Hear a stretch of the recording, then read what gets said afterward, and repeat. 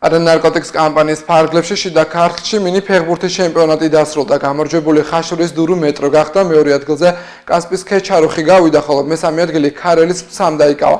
გამარჯვებული გუნდები საქართველოს ფინალურ ეტაპზე იასპარეზებენ. ჩემპიონატი მიზნად ისახავს ახალგაზრდებში ჯანსაღი ცხოვრების წესის პოპულარიზაციას და ნარკოტიკებზე უარის თქმის ახალიზებას სპორტის მეშვეობით. შიდა ქართლში რეგიონალური ფინალები გაიმართა. მიულოცავთ გამარჯვებულ ხაშურის გუნდს, ასევე ყველა მონაწილეს, ვინც ამ დღეების განმავლობაში მიიღო მონაწილეობა, ვინც დღეს ფაექრობდა ჯანსაღი ფაექრობით და ასეთი კამპანიები მუდამ მისასალმებელია ჩვენს ქვეყანაში და დიდი მადლობა ორგანიზატორებს, საუნივერსიტეტო სპორტის ფედერაციას. ძალიან კარგი წამოწყებაა, მადლობა მინდა უთხრა ორგანიზატორებს.